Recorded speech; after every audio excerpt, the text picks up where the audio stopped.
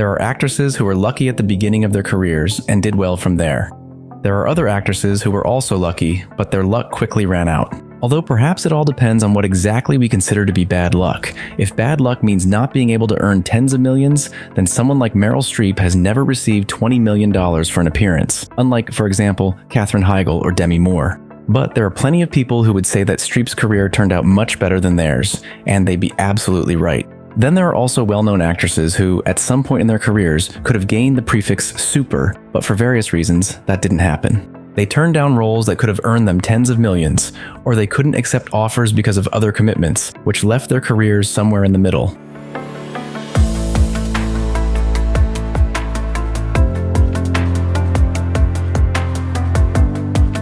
One such actress is Emily Blunt.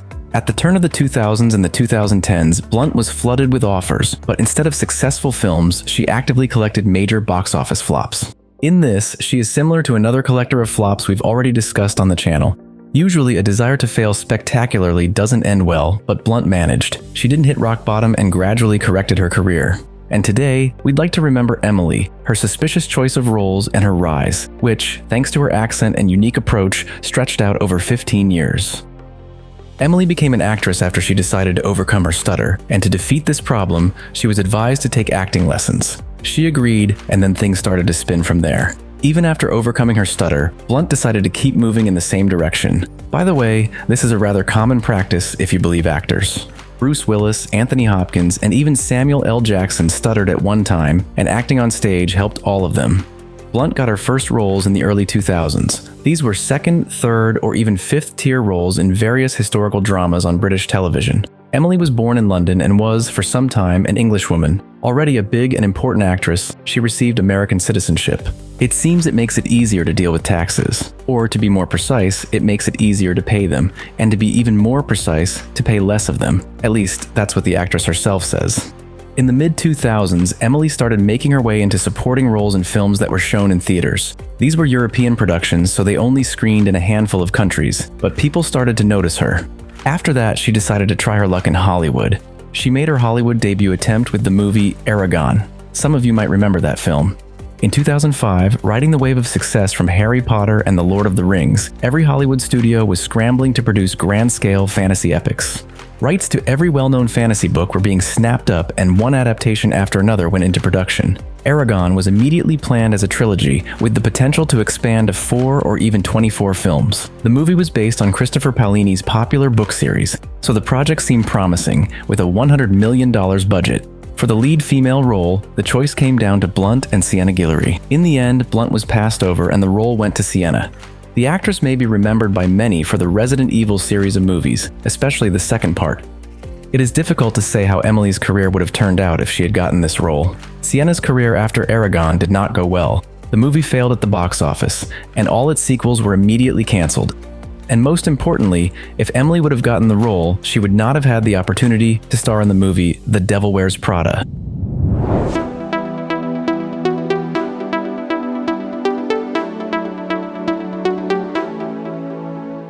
The movies Aragon and The Devil Wears Prada were filmed at the same time. To audition for The Devil Wears Prada, the actress went after the refusal on Aragon.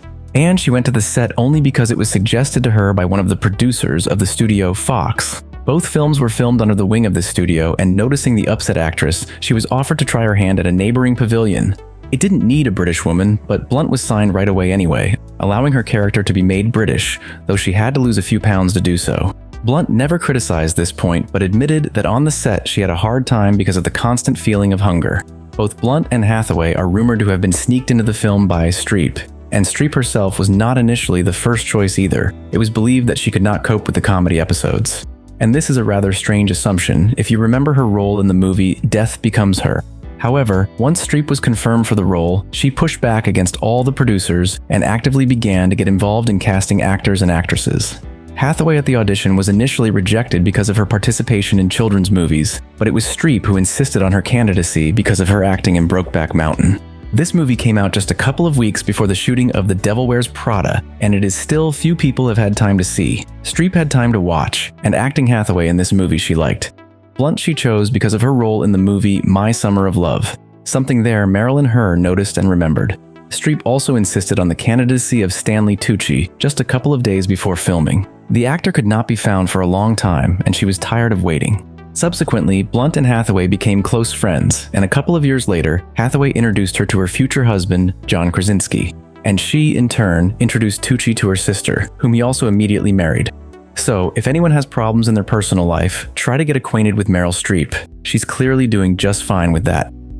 The Devil Wears Prada grossed $326 million on a budget of $35, and Emily Blunt received a nomination for the Golden Globe Award for Best Supporting Actress. But at the same Golden Globe Awards, Emily still won her Golden Globe for the TV movie Gideon's Daughter. Pushed for a career, she got a very powerful, however, its success actress used very specifically. She began to sign only for future box office failures, but with one nuance. She agreed to the roles of the second and sometimes even third plan. Only in small movies like Sunshine Cleaning or Wind Chill did she have starring roles. But these tapes were filmed for thanks, so that their small fiascos few people cared about. Especially Blunt herself in these pictures is usually praised. One box office hit she could have had was the movie Doubt. It also starred Streep, and Blunt was offered the second female role, but the actress decided that she was not suitable and offered instead Amy Adams, with whom she just starred in the movie Sunshine Cleaning. Streep agreed, and Doubt performed well at the box office. Adams, on the other hand, received nominations at the Academy Awards and Golden Globe Awards. With Adams, they are also friends to this day. In 2009, Blunt flopped in the movie Wild Target, followed by that famous episode with Marvel Studios and the role of Black Widow. Blunt got a role in the movie Iron Man 2. There were many rumors surrounding this situation, and almost all of them claimed that the actress herself refused the role for some reason. The main one was the unwillingness to star in comic books and wear colorful tights. Sort of, she thought long and hard and turned it down after all. Later, she was also credited with turning down the role of Agent Carter in The First Avenger. However, recently in an interview, Blunt said that she was forced to give up the role of Black Widow due to contractual obligations. Actors sign different papers, and usually there is a clause of non-disclosure for a certain period of time. That explains why Blunt didn't talk about it before, and contractual obligations forced Blunt to star in the movie Gulliver's Travels. This was a project of Fox Studios, the same studio that signed her to the movie The Devil Wears Prada. Very often, studios offer a contract only on condition that the actor or actress further commit to star in several films of the studio. Some of the proposals can be refused, but not all. A similar situation was in Edward Norton, who was forced to work off the contract in the movie Italian Heist. For Blunt, such a movie was Gulliver's Travels. Divorce clowning and piss off everyone around as it did Norton, she did not dare. But the role of the Black Widow had to be abandoned, and it went to Scarlett Johansson. The actress did not comment on her other rejections from Marvel movies, adding only that everyone loves the rumors, but most of them are untrue. Blunt calls Gulliver's Travels a lousy movie that she would never have starred in if not for the commitment. However, she liked the filming itself. They were one of the most fun in her career. Therefore, she is not particularly upset about working on this movie. At the box office, Gulliver's Travels performed poorly, collecting $237 million with a budget of $120 million. For Blunt, this movie was not a blow to the reputation, which cannot be said about the career of Jack Black, who played the lead role. In addition, it was not the biggest failure of the actress in 2010. The main failure was The Wolfman. This is one of the most problematic movies of those years. The original budget of the picture was supposed to be $100 million, but in the end, the production cost $150 million. Although the movie came out alongside Gulliver's Travels, its filming in no way prevented Blunt from appearing in Iron Man 2, as The Wolfman was filmed back in 2008. However, after filming was completed, the real epic began. Composers and directors were fired, reshoots, and other problems that usually lead to box office failure. It should be noted, though, that reshoots are not always the cause of failure. There are many box office successes that have gone through them. That's why studios take risks. But in the case of The Wolfman, the risk didn't pay off. Blunt signed on for this movie back in 2006, when her name in the industry still meant little. At the time, such a large-scale project looked promising for the young actress. However, when suspicious odors began to appear, Blunt had no chance to escape. In theaters, the film collected $139 million with a budget of $150 million. These failures did not affect Blunt's career in any way. She had already signed up for the movies The Adjustment Bureau and Looper. The first performed modestly but was liked by critics and viewers, and the second was the first real success of the actress in a long time, as well as the last major success of Bruce Willis. Another movie that can be singled out is Lasse Hallström's Salmon Fishing in the Yemen. He did not become some kind of success, but thanks to a small budget, it is difficult to call it a failure. In addition, this movie was actively nominated for various awards, and Blunt again received a nomination for Golden Globe. At the box office, the picture collected $34 million with a budget of $17 million. Nicholas Stoller's comedy The 5-Year Engagement sank next to it. Before that, he made quite successful movies, Forgetting Sarah Marshall and Get Him to the Greek, so it was expected that Here Too will be a success. However, this success turned into $47 million in box office receipts on a budget of $30. Because Blunt was rarely criticized for her acting, it cannot be said that there was a smell of kerosene in the air. Nevertheless, such a prolonged losing streak could cast the actress in minor roles in low-budget English films that few people were interested in. An example of such a project can be considered Arthur Newman, in which she starred in 2012. This movie also failed. We can notice another interesting moment in Blunt's career. She played in romantic melodramas, dramas, horror, and comedies. The first departure from the usual genre for her was Looper, although her role there was small.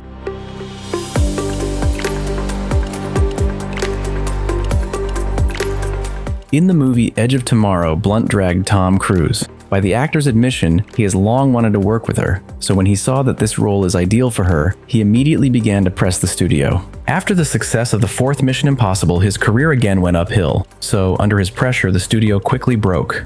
Blunt responded to the proposal by agreeing. By her admission, it was something new and she was very interested. To make it even more interesting for her, Cruise insisted on using more realistic exoskeletons that weighed about 70 pounds. When Emily first got on set and climbed into this exoskeleton, she cried. The actress was terrified that she would have to wear such a weight for months. And this is despite the fact that before filming, she went through months of training to gain the necessary physical shape. However, they didn't teach her how to drive properly. During the chase scene, Emily failed to control the car and crashed into a tree. According to Blunt, she and the cameraman had a lot of fun. But Tom Cruise, who sat next to her, almost flew out the window from the strong impact. But when it turned out that his strong forehead did not suffer from the impact with the windshield, he also quickly cheered up.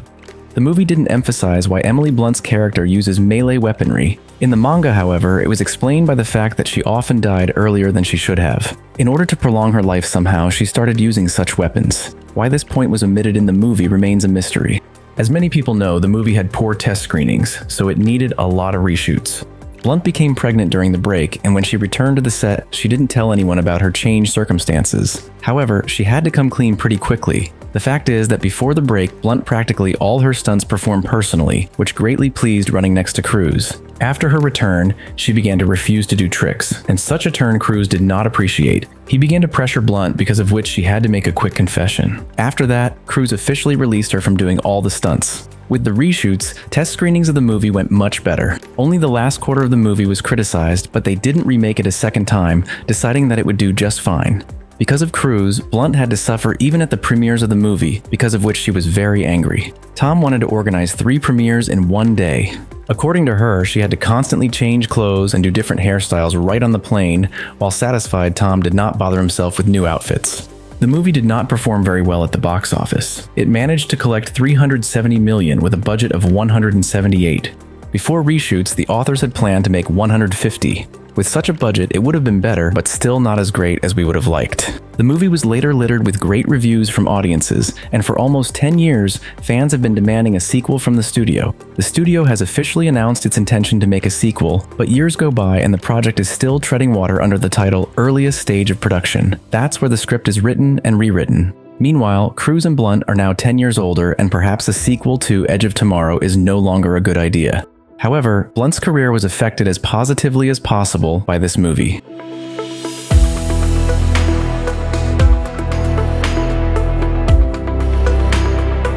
After starring in the box office success Into the Woods in 2014, Blunt was cast in Sicario, one of the most famous films of her career, although she might not have been there. It's not about another actress, it's about the character itself. Producers have long insisted on replacing the woman in the script with a man. This was opposed by director Denis Villeneuve and screenwriter Taylor Sheridan. They were eventually able to prove that a man in this scenario would look less convincing, as the movie would lose a few episodes where the woman looks more natural. Blunt received an invitation to the movie thanks to her role in the film The Young Victoria. Although this movie failed at the box office, Blunt herself critics praised. According to the actress herself, it was one of the most difficult shootings in her career, and not because she had to train a lot or run here and there. Just 4 months before the start of filming, Blunt gave birth to a child. And already during filming in Mexico, she was poisoned, because of which for about a month she almost ate nothing and lived mostly on water. In some scenes of the movie, it is noticeable that the actress lost weight during filming. Missing from the movie, by the way, was a rather odd scene for him. The producers wanted to undress Emily Blunt and Benicio del Toro and throw them on a bed or some other suitable place. Those who have seen the movie can roughly guess where this episode might have been located. Blunt, however, flatly refused to undress. Hearing about this, Benicio suggested that his bare butt looks much worse and would only scare the audience, so it is better not to do it. In addition, Del Toro claimed that they would be too uncomfortable with the Wolfman movie and the scene would become ridiculous. With a budget of $30 million, the movie grossed $85 million at the box office and later became a big hit on digital platforms and media. The sequel had a similar situation, so we are still promised a third movie. Perhaps here it is worth remembering another of the most famous refusals of the actress. Blunt refused to participate in the movie Terminator Genisys. She was first offered the main female role, and she refused not immediately, but only after familiarizing herself with the script of this powerful movie. Perhaps with her participation, the movie would have turned out a little different, but it is unlikely that it would have changed its fate. As for the movie Gone Girl, Emily wanted to be in the movie, but director David Fincher chose Rosamund Pike. Immediately after Sicario, Blunt still decided to recall her system of choosing roles and failed with the sequel to Snow White and the Huntsman. This movie was probably the first where the criticism got to all in full. Most of all, Chris Hemsworth was standardly criticized, but the ladies also got their share of the criticism. Her next work, The Girl on the Train, was also trashed, and here, it was her who got the most of it. However, despite the harsh reviews, the film was a box office success, although much more was expected from a film adaptation of such a bestseller. In 2018, the actress had 2 hits at once. For her role in Mary Poppins Returns, she received another nomination for the Golden Globe. The picture performed well at the box office, but, like The Girl on the Train, narrowly avoided failure. But the other work of Emily became a huge box office hit. Emily got into A Quiet Place on a whim. The fact that she had to sleep with the director of the movie is no secret. Emily had the foresight to marry John Krasinski a few years before the movie was filmed. It's worth noting that she was not originally envisioned in the movie. Krasinski polished the movie script to suit himself and asked his wife to read the corrected version and tell him how awful it was. Instead of trashing her husband's script, her advised considering a really talented actress for the lead female role rather than the ones the director originally intended to invite. Here, it is not known whether Krasinski could have said no. Later, he said that he was very comfortable working with Blunt in the frame as an actor, but to be at the same time for his wife and director was not easy. The fact is, Krasinski was very afraid of messing up with such a burden of responsibility and got nervous when his instructions weren't followed quickly or when Blunt started giving him angry looks. In theaters, the film collected $341 million with a budget of $18. The sequel earned slightly less, $297 million, but given the peak of COVID restrictions, this was still an excellent result. In mid-2024, a prequel titled A Quiet Place Day 1 was released. While its box office performance was slightly lower compared to the first and second films, it was still a success. With a budget of $67 million, film grossed $261. So the studio plans to film a third installment. Now Emily is doing more than well. For the second part of A Quiet Place, she, according to various sources, received about $13 million, and for Jungle Cruise, about $10 million. Although Jungle Cruise also flopped at the box office, COVID restrictions were again assigned as the main culprit. In the case of this movie, it seems chushy, but Disney Studios doesn't see it that way and reported incredible success somewhere out there. Emily received another Golden Globe nomination for her new TV series, The English, as she did for her role in the movie Oppenheimer. Thus, Blunt again has 2 nominations for the Globe for different projects. In general, she's a great example of an actress whose career did not go too smoothly in the beginning, but over the long haul, Blunt was able to straighten things out. In 2021, Forbes magazine named her one of the highest-paid actresses of our time. Sure, sometimes you have to do streaming movies like Pain Hustlers that look like a pathetic attempt to be like the Wolf of Wall Street, but the actress has 2 kids and John Krasinski, and they all need to be fed, so she should not be judged harshly for shooting in suspicious movies. For a tick, we can still mention The Fall Guy, which came out in May 2024. Although it has good ratings from both viewers and critics, the movie failed miserably at the box office, grossing $181 million with a budget of $130 million. About the future plans of the actress, not much is known. The third installment of A Quiet Place is officially in development. It was originally scheduled to premiere in 2025, but in February 2024, the release date was postponed indefinitely. As for Edge of Tomorrow, rumors around it do not subside. In interviews, the actress said that the script for the movie is already there and she would be happy to star in it. However, much depends on Tom Cruise, who every year is not getting younger. For Edge of Tomorrow may be a little late, and in a few years, it will be quite late. Thanks for listening. Stay tuned.